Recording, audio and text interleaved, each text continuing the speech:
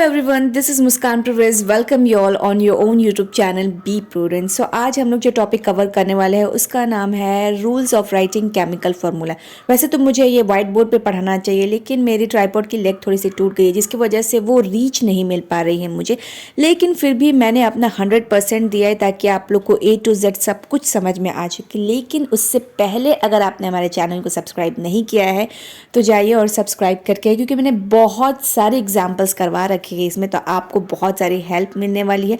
और ये बिल्कुल भी मज़ेदार वीडियो है और बिल्कुल भी एकदम मतलब क्रिस्टल क्लियर हो जाएगा। तो चलिए वीडियो को स्टार्ट करते हैं।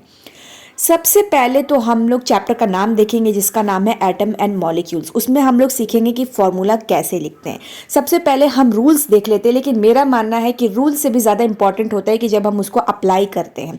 सो पहला रूल कहता है कि हमको एलिमेंट का सबसे पहले सिंबल लिखना है, यानी कि जिसका भी फॉर्मूला लिखना है सबसे पहले उसके सिंबल्स लिखने हैं। तो मैं एग्जाम्पल में हाइड्रोजन सल्फाइड ले लेती हूँ। तो सबसे पहले मैंने हाइड्रोजन का सिंबल लिखा, फिर मैंने सल्फाइड का सिंबल लिखा। रूल नंबर 2 कहता है कि सिंबल के नीचे हमें उसकी रिस्पेक्टिव वैलेंसी लिखनी है, यानी कि हाइड्रोजन की वैलेंसी 1 है तो 1 लिखेंगे, सल्फाइड की 2 है तो 2 लिखेंगे।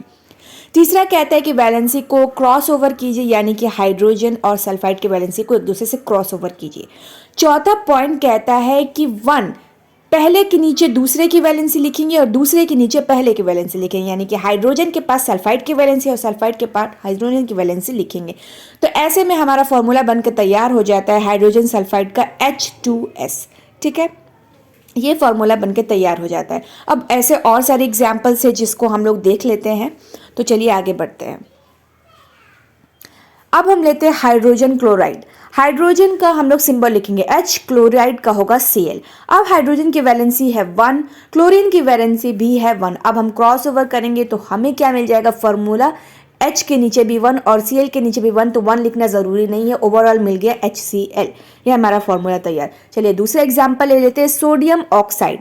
सोडियम का भी सिंबल लिख लेते हैं Na, ऑक्साइड का सिंबल लिख लेते हैं O।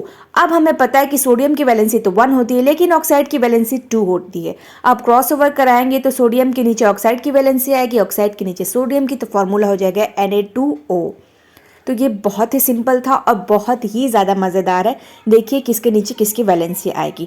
नेक्स्ट एग्जाम्पल हम लेते हैं कैल्शियम क्लोराइड का। तो कैल्शियम का सिंबल लिखेंगे Ca, क्लोराइड का Cl। वैलेंसी कैल्शियम की कितनी होती है 2 और क्लोराइड की 1। अब हम क्रॉस ओवर कराएंगे, कैल्शियम के नीचे क्लोराइड की वैलेंसी, क्लोराइड के नीचे कैल्शियम की वैलेंसी, तो फॉर्मूला बन के तैयार हो गया CaCl2। Very good. हम लोग नेक्स्ट देख लेते हैं। नेक्स्ट एग्जाम्पल हम लोग देखते हैं कैल्शियम ऑक्साइड का। तो कैल्शियम ऑक्साइड का भी ठीक वैसे ही है। सबसे पहले हम कैल्शियम का सिंबल लिखेंगे, देन ऑक्साइड का सिंबल लिखेंगे। अब कैल्शियम की वैलेंसी भी 2 है और ऑक्साइड की वैलेंसी भी 2 है, लेकिन इसमें ध्यान रखना है कि अगर वैलेंसी कट हो जा रही है तो हमें उसे कैंसिल कर देना है, यानी कि ये 2 से टेबल से एक बार में कट जा रही है तो इसको हम क्रॉस कर देंगे। अब हो गया 1 1, तो 1 1 लिखना तो ज़रूरी नहीं है, इसलिए डायरेक्ट इसका फॉर्मूला हो गया CaO, कैल्शियम ऑक्साइड। नेक्स्ट आते हैं हम लोग सोडियम सल्फाइड पे। सोडियम का सिंबल Na, सल्फेट का SO4। अब सोडियम की वैलेंसी हमें पता है 1 होती है, सल्फेट की वैलेंसी होती है 2। अब इसको भी क्रॉस ओवर कराएंगे तो फॉर्मूला बनके क्या तैयार होगा, Na2SO4। तो यहाँ पे थोड़ी सी ग्लिचिंग हो गई है तो मैं यहाँ पे लिख लेती हूँ SO4।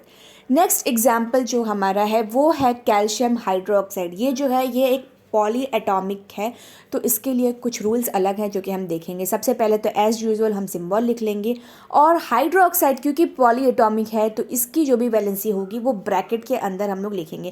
कैल्शियम की वैलेंसी 2, हाइड्रोक्साइड की वैलेंसी 1। अब कैल्शियम और हाइड्रोक्साइड दोनों की वैलेंसी को क्रॉस ओवर कराएंगे तो कैल्शियम तो एज यूजुअल रहेगा, लेकिन हाइड्रोक्साइड के अंदर अंडर ब्रैकेट में हम लोग 2 लिखेंगे। क्योंकि ये पॉली एटॉमिक होता है इसलिए इसकी वैलेंसी को जब भी हम लिखेंगे तो ब्रैकेट के अंदर लिखेंगे। ठीक है, अब हम थोड़े कुछ और एग्जाम्पल्स देख लेते हैं, जो कि है एल्यूमिनियम सल्फेट। एल्यूमिनियम का क्या होता है सिंबल Al, सल्फेट का SO4। एल्यूमिनियम की जो वैलेंसी होती है वो होती है हमारी 3, जबकि सल्फेट की वैलेंसी हमारी होती है 2। अब इन दोनों को भी क्रॉस ओवर कराएंगे तो एल्यूमिनियम Al2SO4 ब्रैकेट में आएगा 3। एल्यूमिनियम के पास ब्रैकेट क्यों नहीं लगा, क्योंकि ये मोनो एटॉमिक एटम है, जबकि सल्फेट के बाहर हम लोगों ने ब्रैकेट क्यों लगाया, क्योंकि ये पॉली एटॉमिक है। तो ये सारी चीज़ें ध्यान में रखनी होंगी। वैसे तो ये आपके लेवल का नहीं है, बट फिर भी बता देना बहुत इंपॉर्टेंट होता है।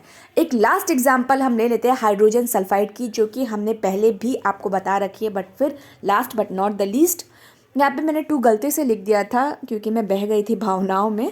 तो चलिए अब हम लोग इसको भी क्रॉस ओवर करा लेते हैं, और बहुत ही सिंपल H2S, और ये हो गया हमारा तैयार। तो आज हमने काफ़ी प्रैक्टिस कर ली और आपको और प्रैक्टिस करनी है ताकि बेटर आउटकम मिल सके, ठीक है।